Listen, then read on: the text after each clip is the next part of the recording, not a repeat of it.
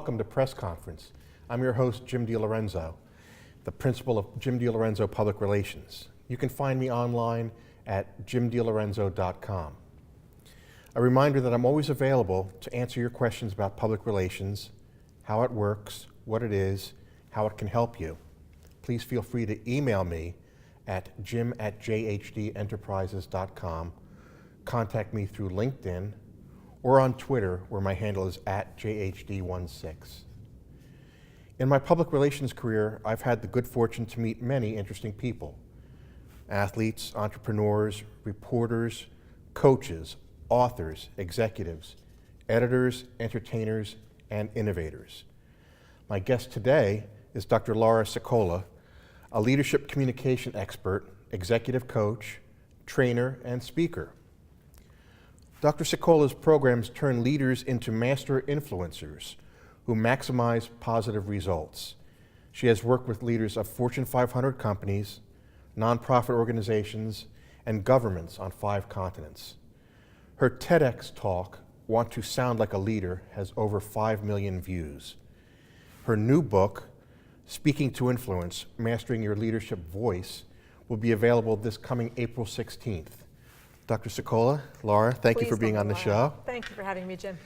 When I first met you here in the RVN TV studios a few months back, and what fascinated me about our conversation that day and our subsequent conversations is you have gone on an interesting career path to get to where you are today, and what you're doing career-wise is very interesting to me, but I wanted to share with our viewers how you got to where you are today. Now, I know that you spent some time as a teacher and as an educator, but how did you go into that field and then move on to this probably a new area for a lot of people to understand? Sure. I think life, part of what makes the career journey interesting is because you don't necessarily know when the turns are going to come. Life doesn't give you a GPS. You just suddenly find yourself at this giant fork. That's true. And I did start out as a public school teacher. I was teaching in South Central Los Angeles, as a matter of fact, so the inner city, and saw myself being in the education world, just wasn't quite sure in what capacity. I didn't see it as being a long-term, traditional classroom kind of a role. So I moved to Philadelphia. I was living in Japan at the time and teaching there as well, and I moved to Philadelphia to do my PhD at the University of Pennsylvania with the intention of being faculty. I thought, okay, I want to train teachers. That seemed like something that was a good idea. But while I never ever wanted to go to grad school, and the irony is that I went back 3 times between going back for my teaching credential and then the master's in education, and then eventually realizing if I want to train teachers, that means I have to teach in a university, and that means I have to get a PhD. So here I am. And the funny thing is, I remember at my bachelor's degree graduation ceremony, I remember seeing the PhD students walking up there with their little beanies and the long robes and thinking to myself, you guys are nuts.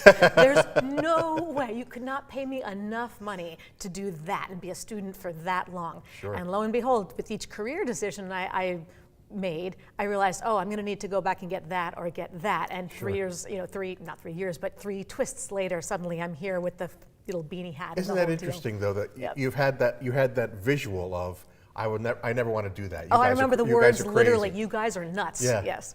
And then there you are a few years later. With the rest. Now, was it a challenge for you to decide on what to get your PhD in? That part was easier because I knew it was going to be in education, and I knew that language and communication was my real niche. It was about training language teachers, training teachers to work with with students who didn't necessarily speak English fluently, even though you're teaching math or teaching whatever it was. So I speak Spanish, I spoke Japanese, a little on the rusty side now, but the language and communication piece was always where the gravitation was. Okay. So Penn had a great program in educational linguistics, and I got to do lots of research on cognitive processing in language development, lots of work on understanding how people learn languages, lots of understanding about the different kinds of factors from a cultural perspective, whether it's cultural in the sense of what country you're from, what language you speak, or whether you're firstborn or lastborn, how all of those little details influence the way that we choose to frame what we say and how we interpret what we think other people mean by what we hear them say. And that's usually where all the challenge comes from in miscommunication, right? Sure. Why is there a difference between what you think you say and what I think I hear? That's where it all comes from. And so I got to study a lot of that on a very scientific and cognitive level. And the detour came closer to the end of, towards graduation, when I realized, frankly, what the tenure track was really like. I'm not a publisher perish kind of researcher. I do the research, but I love the teaching part. And I realized there were like 200 applicants for every job. And they were in places I didn't really want to teach. I'm a city girl. I need concrete. Right. I need Chinese takeout. All those kinds of things. So moving out to the middle of nowhere was just not going to work for me. Understood. So there was an opportunity that sort of fell into my lap almost. I was sitting this close to someone at a wedding reception who worked for IBM in one of the top ranks.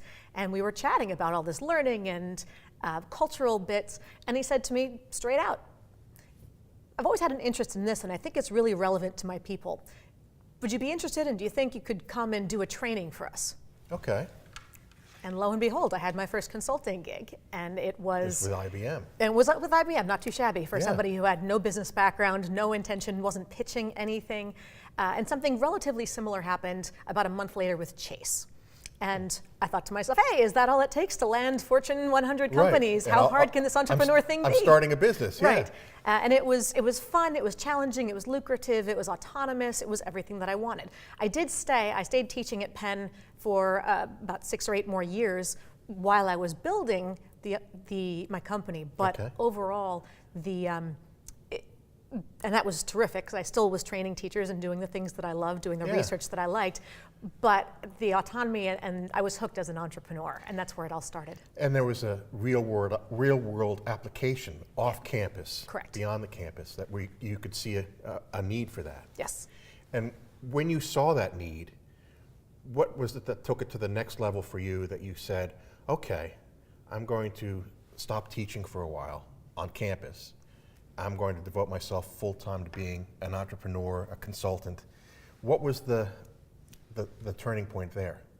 That was an easy one. Okay. And frankly, as the business grew, one of the challenges of teaching in a traditional context is that the schedule is very fixed. If you have to be in that place every Tuesday at 4 o'clock or whatever time it is, that's not negotiable. You can't say, well, let's have class tomorrow instead, or can we put it off for a week, or have it at 8 a.m. instead. And as the business part was expanding, people would say, can you come and do a training here? Can you come speak at a conference there? And if it was on a Tuesday, I had to say no. And frankly, if it was on a Monday or a Wednesday, sometimes I'd have to say no, because if you need to travel to California or someplace else, you can't get there on the day that you need to travel if you have to be in class. Right. And I just thought, it has served me very well. I'm so glad I was able to contribute in that academic context, but now it's a question of, it's going to hold my business back way too much. And I was turning down really great contracts and opportunities because I had to teach the classes, and it was time to move on. Yeah. So that was kind of an inflection point for you where you said, I've got to commit one way or the other. Yes. Yeah, you really do. And you can't live on a part-time teaching salary. That's not an option. And I didn't want to let go of the business. I spent a lot of time building it at that point. But you have to sort of think, for as much as I love it, what was it doing for me, and what was I trying to contribute? And I realized on both fronts, I think I've given as much to this field in this context as I can give, and I have definitely received from it what I need to receive. I mean, when you're starting to launch a business, you need just enough stability that you can keep the lights on and you can keep your basic expenses met. But it also helped because nobody knew who Laura Sokola was, but to be able to say I'm faculty at Penn. It's one thing to say I have my PhD from Penn. Okay, that's a nice little feather in the cap, a little credibility marker. But to say I'm faculty there, then they go, oh, Penn pays you. Oh, okay, well, if they pay you, then maybe you're kind of smart after all. We'll give you a try. Yeah. Right. So, but after enough time, that would always still be on the resume as having taught there for 10 years and still being connected with them on a variety of levels, but it wasn't going to get bigger. Right. So it gave me what I needed, and now Penn's a client, which is even more fun. That's fantastic. So you're teaching teachers techniques and skills to make them better communicators. Yes, and a lot of that, yes. And then you transfer that into the business world. What was the first thing that you encountered? What was the challenge for IBM that they said, I want to engage you?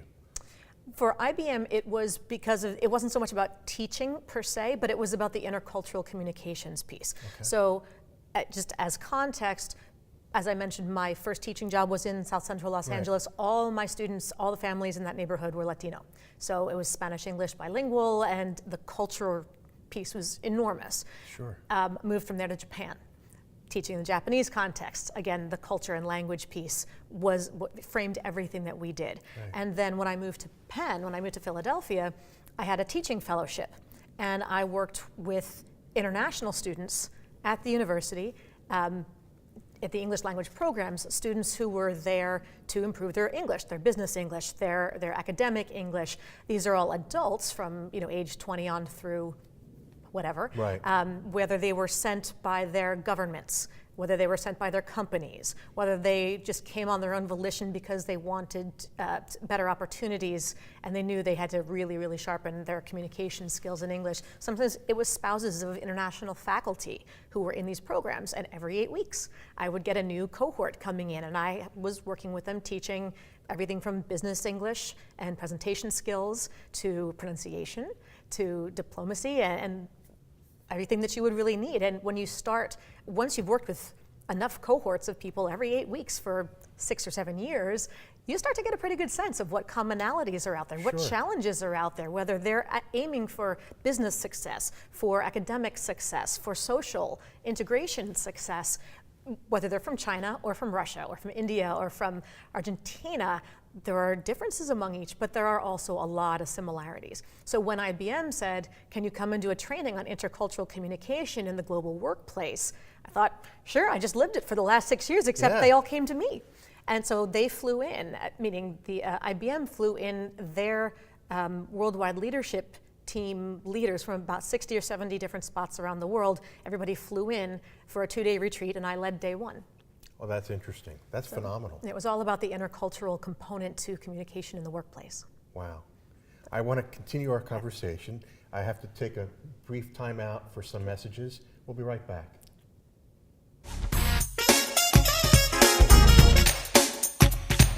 For less than the cost of a newspaper, direct mail, or a magazine ad, you can leave our studio and within 48 hours have a permanent digital copy of your live segment to link to your social media, embed into your company website, or use in email marketing. Investing in your brand is so very important, and we can't wait to have you as a guest. Shelter dogs aren't broken. They've simply experienced more life.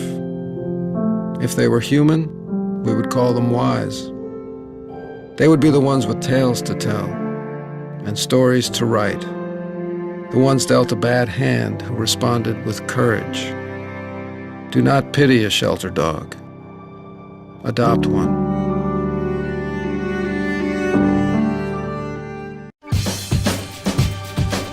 Say we've got grit, and we'll take it as a compliment.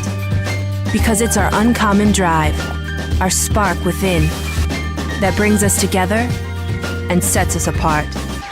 We are temple made.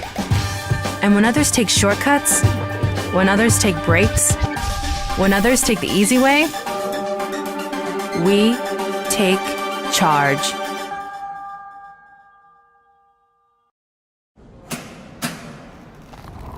I work 13 hours a day, 6 days a week. So when I'm off the clock, I gotta get stuff done. So when I need a snack, I need something healthy, tasty, and easy to eat. Like wonderful pistachios without the shells. They're protein-powered, delicious, and great on the go. And that's perfect for me. Thanks, Liz. A woman without a lot of time. Whether you're a gourmet cook or just want to eat like one, visit Rostelli Market Fresh, your home for the freshest locally sourced ingredients to please everyone who loves great food. Our organic meats, quality seafood, and free-range poultry are cut fresh to order. Chefs create culinary-inspired prep foods made fresh every day, which pair nicely with our vast selection of fine wines and spirits. Choose from handmade pastas, artisan cheeses, organic... Hey, welcome back to Press Conference on RVN TV.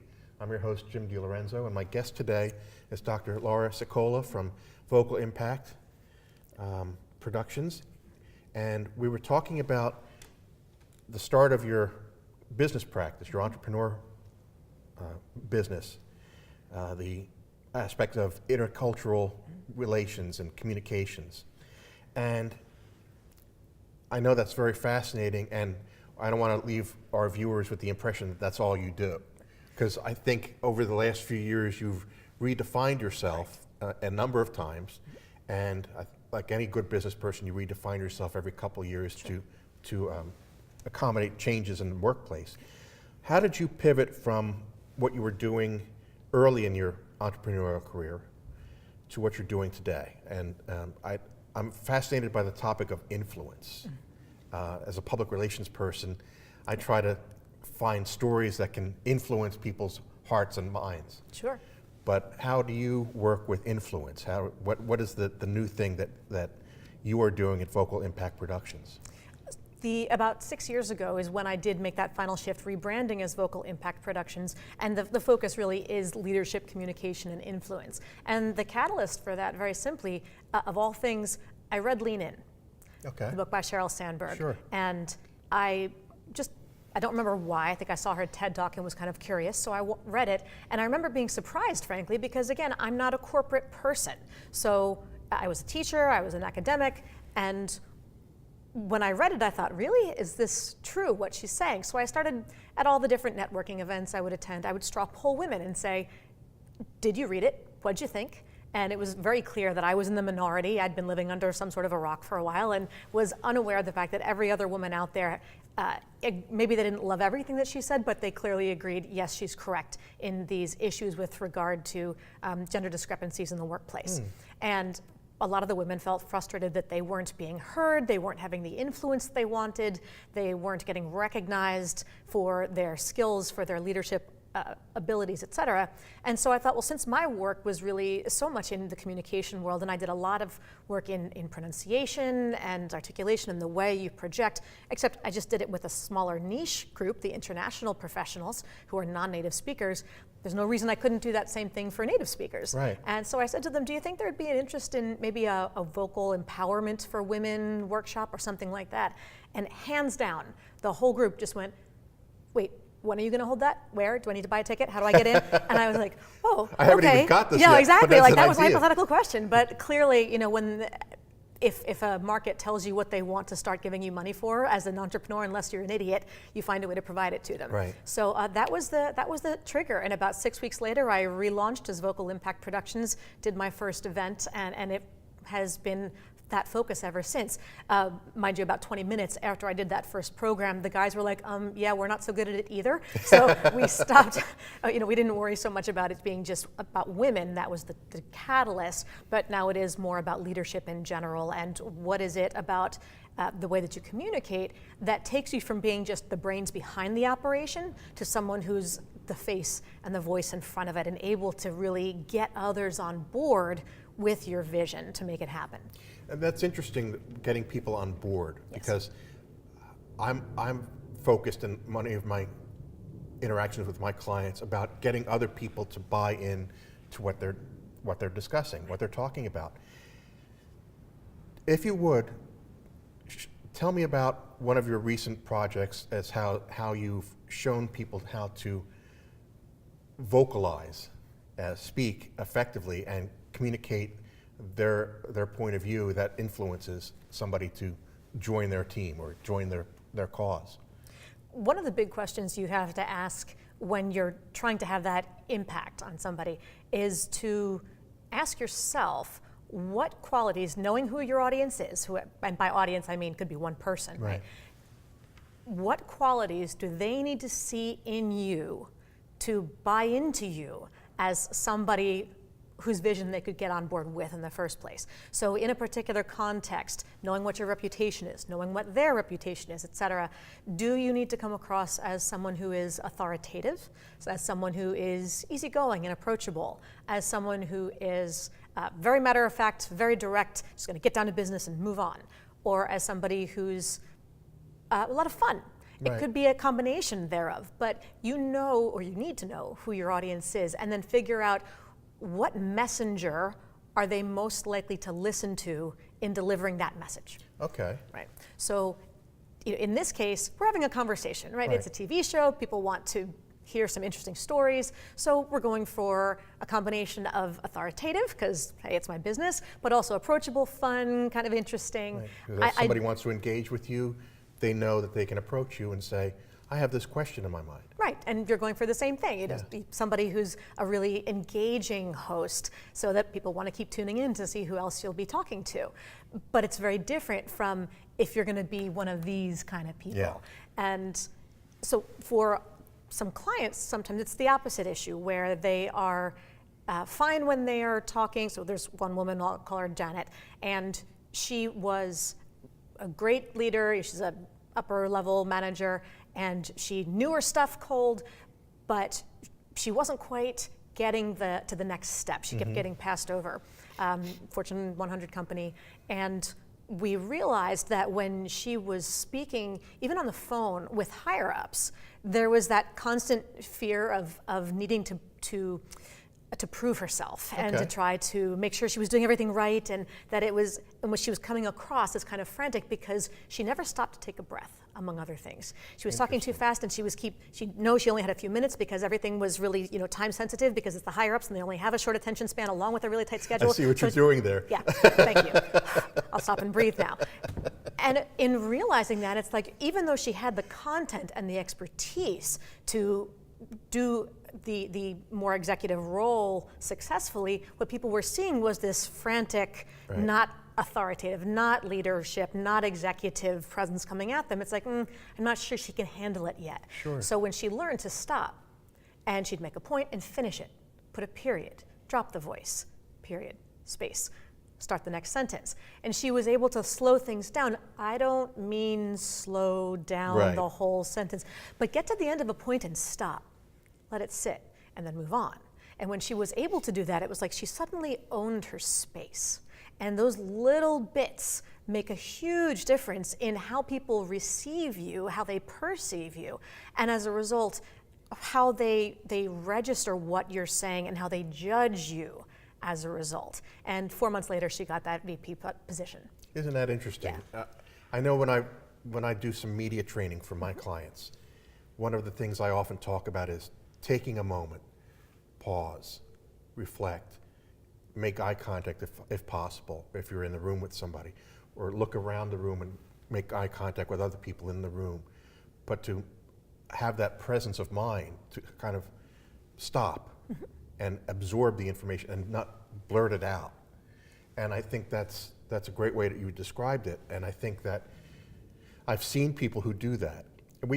One of the things I like to tell my clients is to watch TV news.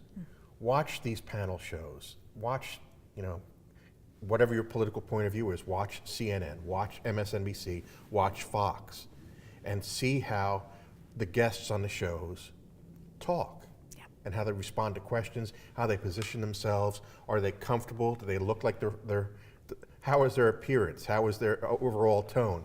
And identify with somebody that you can say, oh, I want to emulate that style. Yeah. I apologize.